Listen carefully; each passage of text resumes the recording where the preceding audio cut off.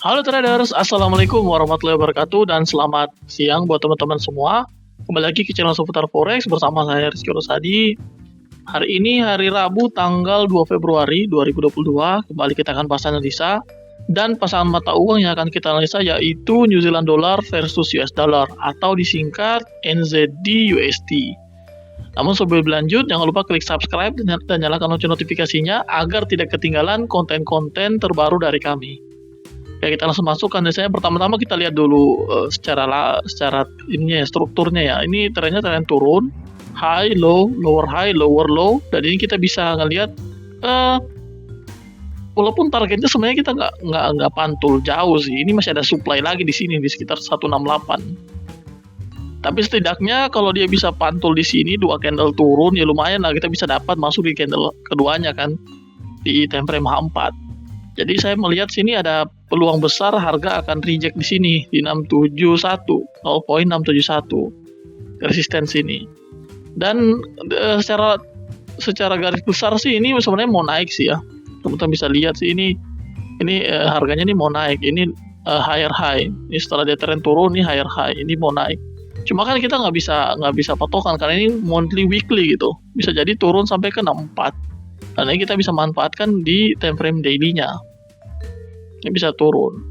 Jadi dua level yang penting ini sebenarnya ada dua ya. Ini resisten di 671 atau di supply 680, 68 ya. Tapi karena kita ngelihat ini bisa potensial, kita bisa ambil nih di resisten 0.671. Jadi skenario apa? Skenario sell di resisten. Ini bisa jadi trend pullback, jadi bisa jadi lower high yang baru.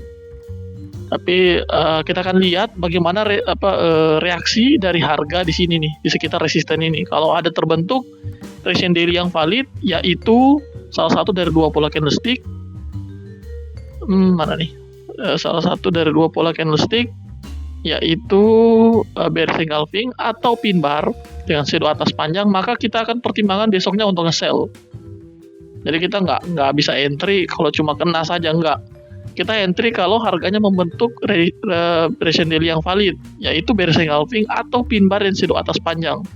Kenapa harus dua ini? Karena dua candle ini yang memberikan tanda spesifik bahwa seller akan mempertahankan level ini. Jadi besoknya tinggal kita masuk ke time frame H4 untuk nge-sell.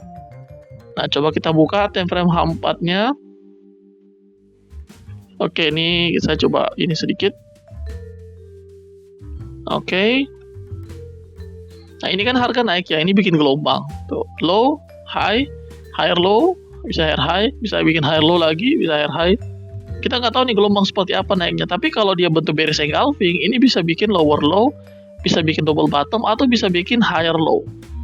Tapi patokan kita kan bukan di gelombangnya, tapi di candlestick-nya. Kalau dia bikin bearish engulfing, maka besoknya tinggal kita tunggu pullback dan kita akan sell di lower high-nya. Jadi sebenarnya skenario-nya tuh kita sell di lower high. Harapan kita ini bisa break low yang di sini. Tapi kan kita nggak punya apa namanya.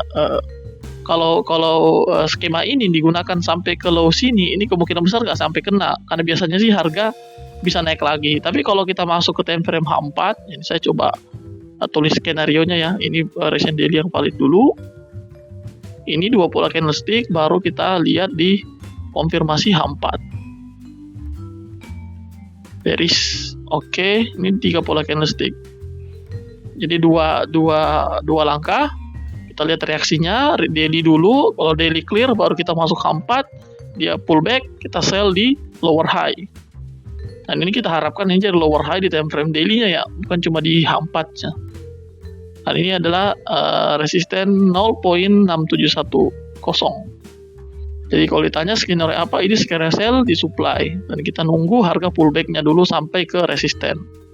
Dan seperti biasa, ada 3 poin yang selalu saya sampaikan. Yang pertama, entry ketika sudah terkonfirmasi ya. Jadi dua langkah ini benar-benar ditunggu sampai terbentuk. Yang kedua, gunakan money management yang baik. Disarankan 1-2% risiko per transaksi. Dan yang ketiga, kalau kita, ini MRC exit ya. Yang ketiga, misalnya kita udah sell di sini nih. Stop loss misalnya 20, 30 pip.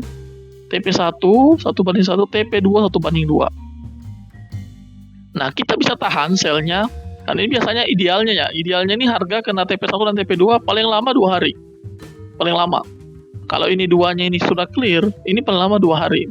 Rata-rata sih setengah dari entry saya itu kena TP1 TP2 tuh di hari yang sama. Jadi 2 hari itu sudah paling maksimal. Tapi kalau kita entry sell, harganya malah naik turun, nggak kena TP1 ya maksudnya ya, nggak kena SL, harganya naik turun sideways. Maka kemungkinan besar ini sellernya ini nggak kuat sebenarnya. Dan kita akan pertimbangkan untuk cut, baik itu cut loss ataupun cut profit. Nah, kita perhatikan di time frame daily sebagai patokannya. Kalau di time frame daily ada pola candlestick reversal, contoh bullish engulfing, pin bar dan shadow bawah panjang atau bullish inside bar, maka sell-nya ini kita close. Karena artinya seller ini nggak kuat kalau muncul salah satu dari 3 pola candlestick ini di time frame daily. Kalau H4 kita nggak bisa, karena H4 bisa jadi fluktuatifnya tuh bisa bentuk kayak begini, terus harganya masih turun kencang gitu. Jadi kita patokannya di daily. Jadi tujuan awal dari emergency exit adalah untuk mengamankan posisi, karena idealnya ini akan terjadi tidak terjadi sideways di sini. Ini akan langsung push ke TP1 dan TP2. Jadi seperti itu skenarionya. Baik, mungkin saja yang bisa saya sampaikan. Kurang lebihnya mohon maaf. Terima kasih. Assalamualaikum warahmatullahi wabarakatuh.